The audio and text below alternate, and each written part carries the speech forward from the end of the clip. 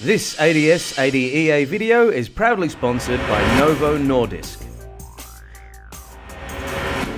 The country's leading diabetes educators, researchers and practitioners descended on Melbourne this year to lecture, listen and learn at the 2014 ADS-ADEA Annual Scientific Meeting.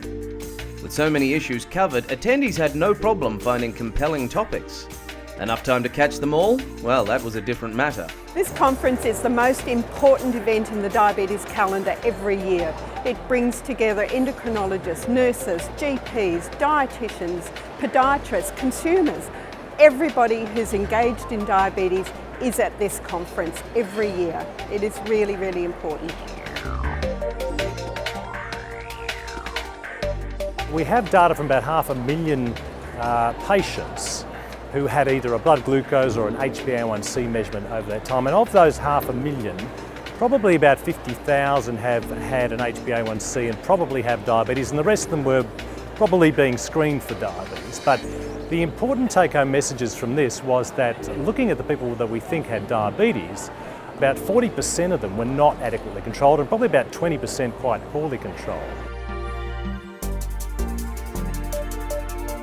People know a lot about depression in diabetes. Depression is a psychiatric condition and it requires a clinical diagnostic interview to inform diagnosis of that.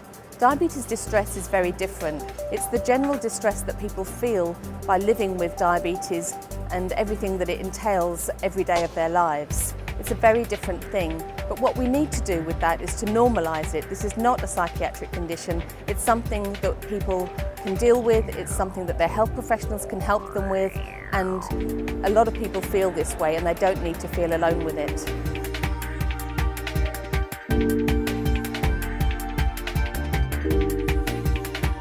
The optimistic view is that we still have new therapies that might be available in the next 5 or 10 years that will help us better manage our patients by giving us a selection of treatments for individualisation of treatments in people with diabetes.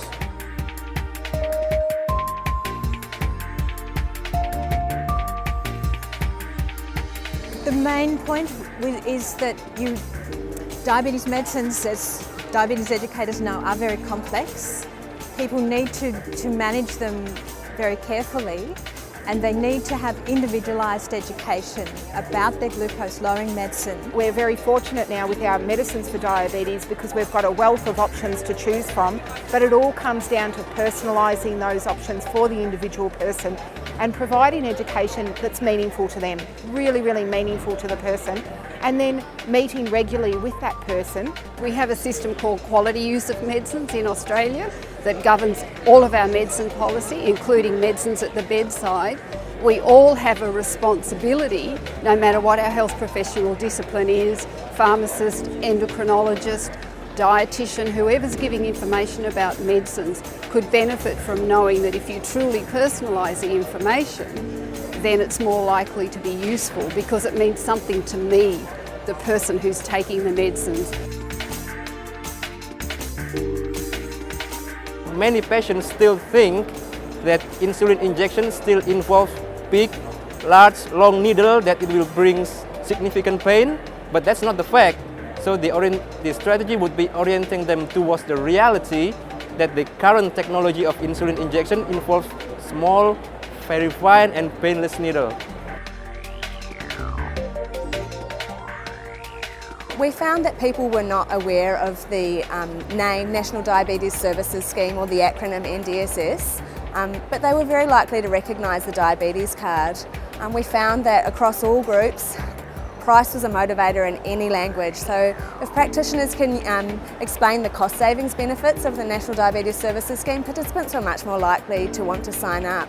And we found that some cultures have a deep mistrust of government and we're sceptical about placing their name and medical conditions on a national register, but the language that we use as health professionals when explaining the NDSS is really important. So if we talk about signing up to the NDSS or signing up for the diabetes card rather than registering for the National Diabetes Services Scheme, it was more likely to resonate with culturally and linguistically diverse audiences. One lesson that I've learnt that I really think that all diabetes healthcare professionals should share is that there's no room for judgment in diabetes. Nobody asked to get diabetes. It doesn't matter whether it's type 1, type 2 or gestational diabetes. The stigma around diabetes is horrendous. So I would always ask healthcare professionals to check your judgment at the door. As you can see, keeping up with all that the conference had to offer would prove impossible, but you can find more, including extended interviews, at DiabetesEducatorsUpdate.com.au. This ADS-ADEA video is proudly sponsored by Novo Nordisk.